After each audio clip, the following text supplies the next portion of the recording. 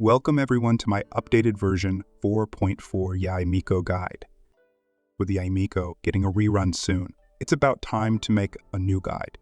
In this guide, I will go over her kit, playstyles, different builds for different playstyles, teams, and lastly, constellations. YaeMiko is a 5-star electro sub DPS. She scales on attack, wields a catalyst, and has a crit rate ascension bonus.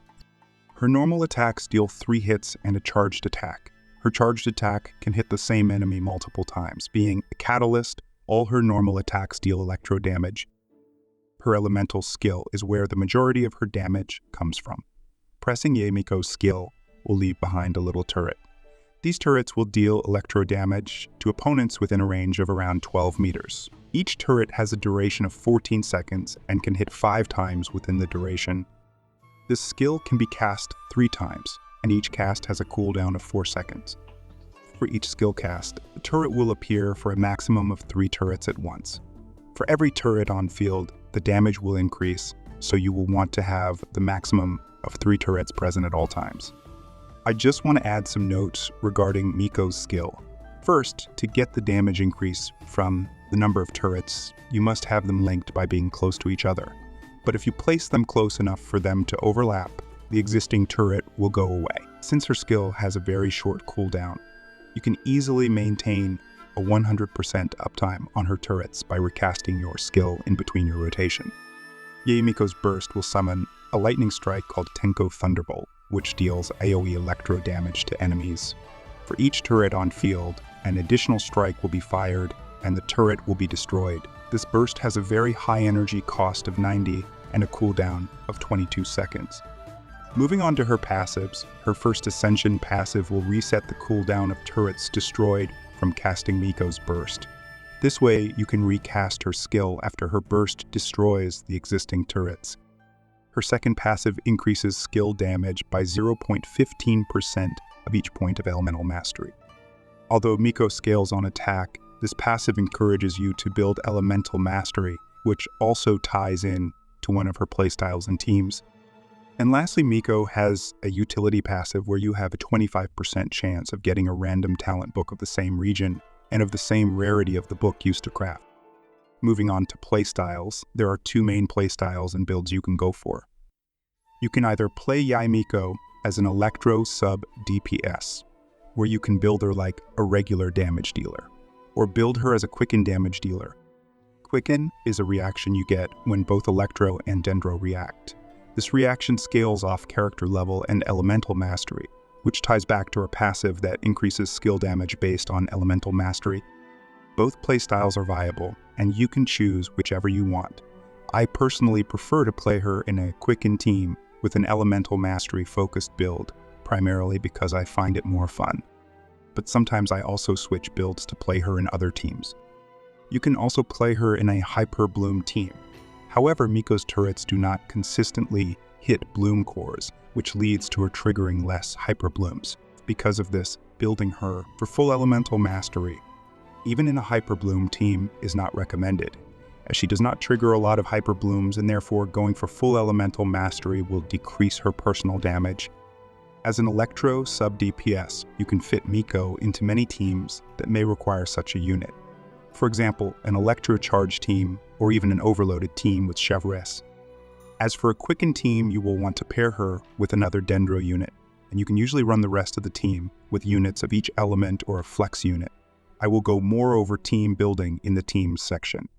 I will be providing builds throughout the video for her different playstyles.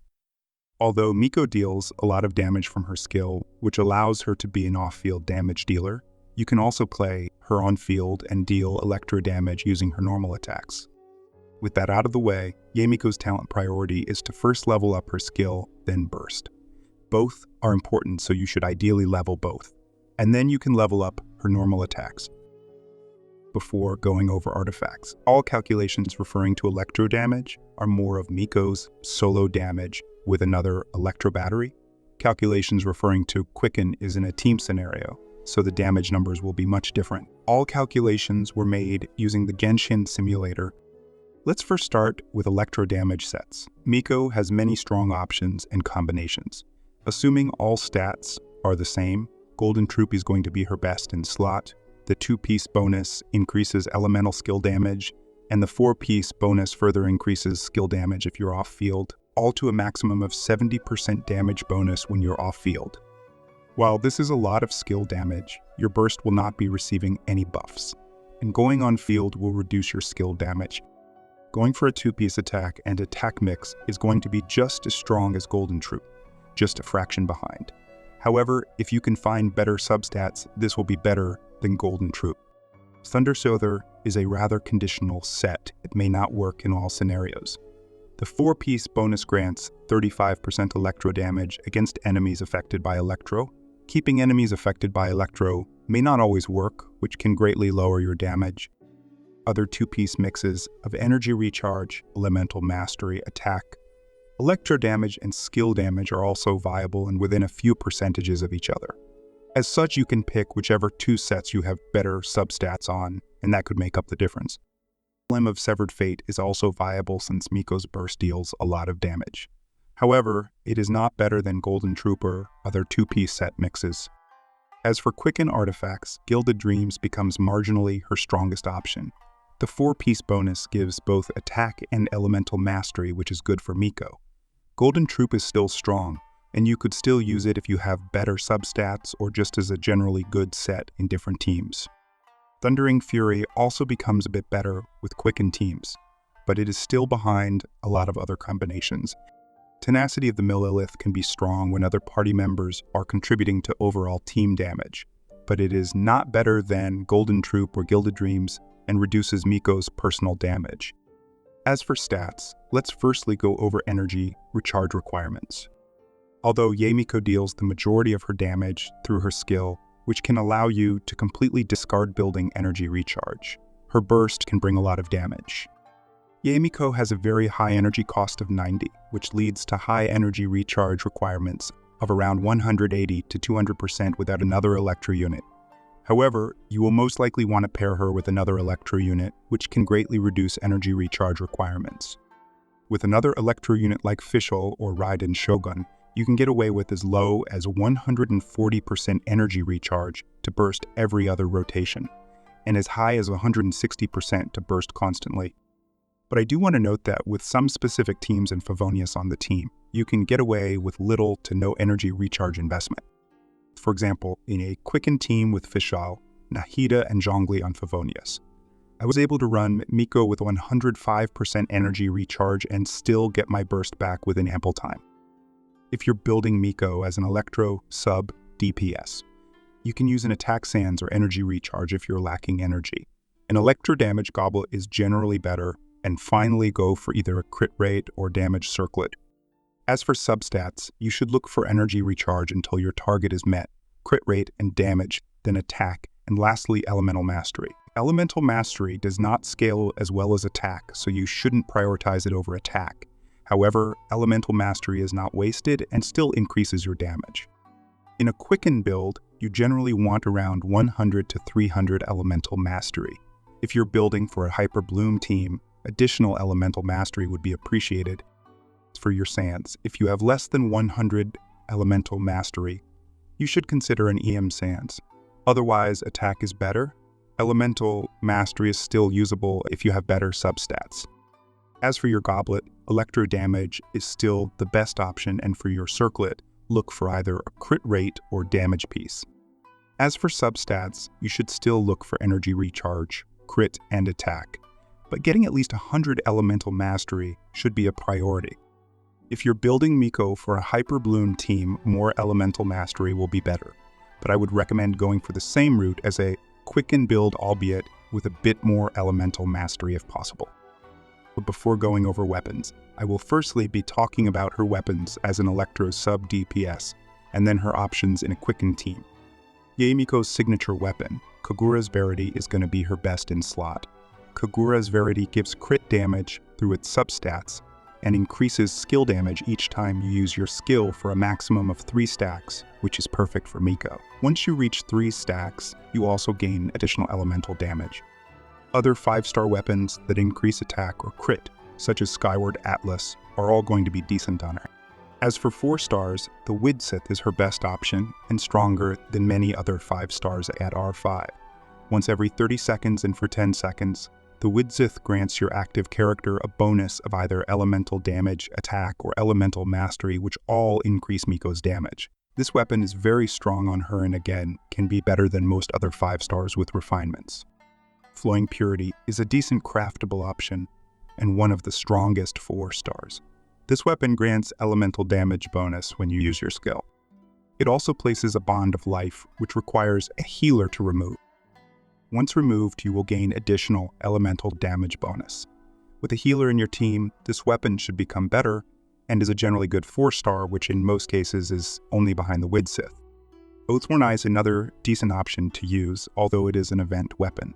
This weapon increases attack and energy recharge after using your skill. At higher refinements, Oathsworn Eye can massively decrease energy recharge requirements, which should only make it even better. It's between the 2 battle pass options. The Solar Pearl is better as it can give you both elemental skill and burst damage bonus. But it is not particularly better than other strong 4-star options, and you have to normal attack to gain its damage bonus. In a Quicken team, elemental mastery becomes more important. Kogura's Verity is still her best in slot, while the Widsith becomes even better since the elemental mastery bonus it gives is more valuable than before. 1,000 Floating Dreams becomes one of the best 5 stars due to the sheer amount of elemental mastery it gives. Elemental mastery weapons such as Wandering Evenstar and Mappa Mireille become even better compared to other 4 stars. Hakushin Ring becomes her best craftable weapon by a small margin. Through its effect, Hakushin Ring can buff elemental damage to party members involved in electro reactions. Flowing Purity is just as good though, so don't feel forced to craft this weapon instead. As an electro sub-DPS, YaeMiko has many viable teams. But before going over specific teams, let's talk about some synergies.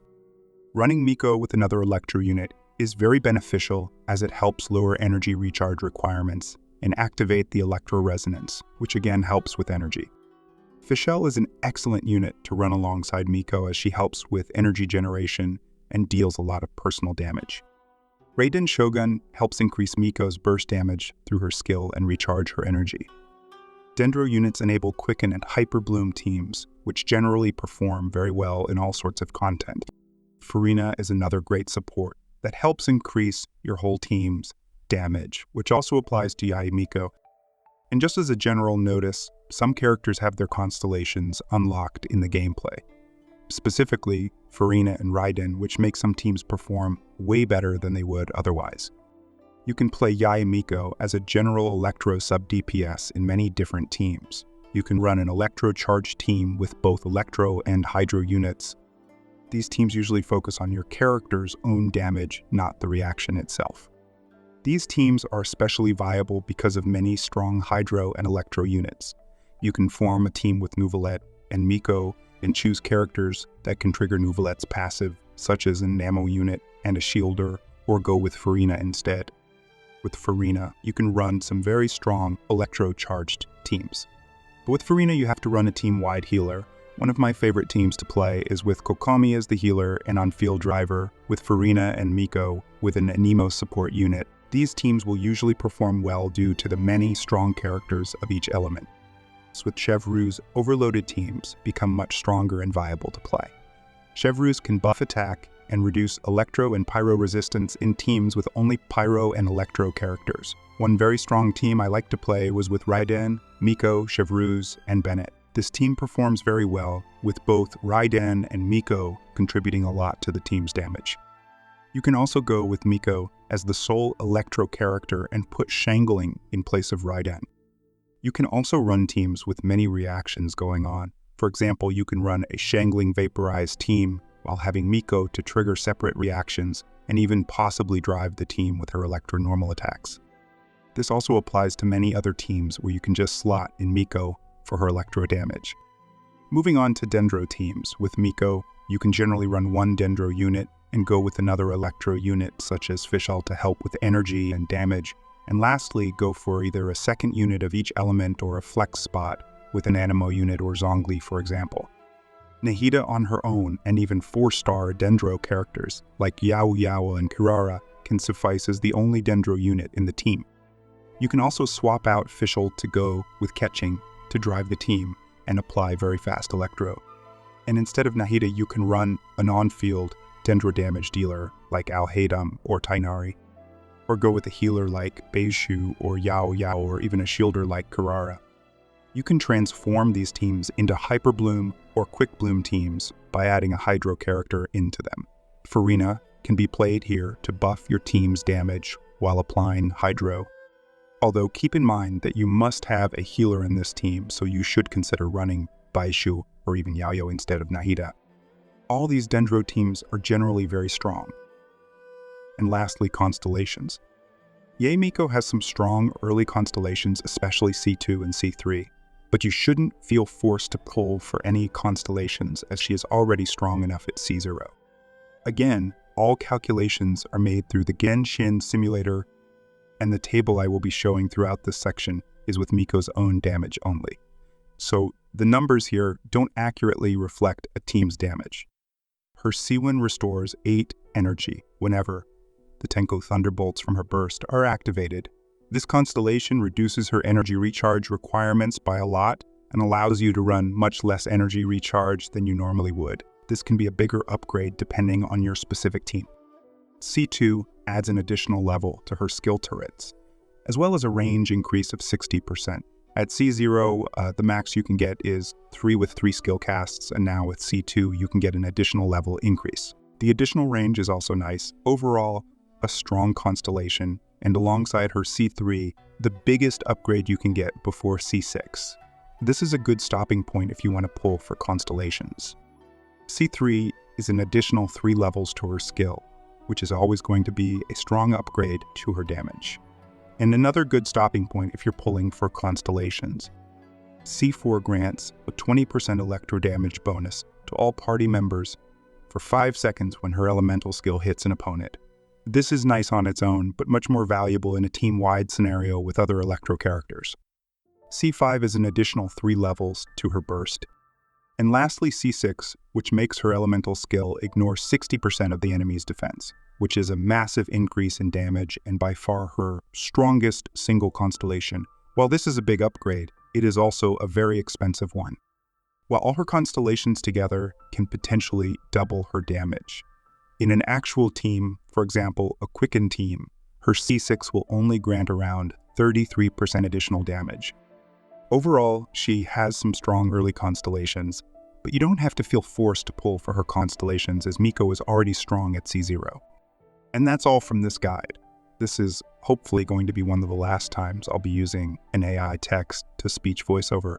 I was planning on doing voiceovers myself for a very long time, and I'm finally getting around to it. Hopefully by the next couple of videos, I will be the one doing the voiceover. But that's all from this guide. I hope you found this helpful. Thank you for making it till the end, and thank you for watching.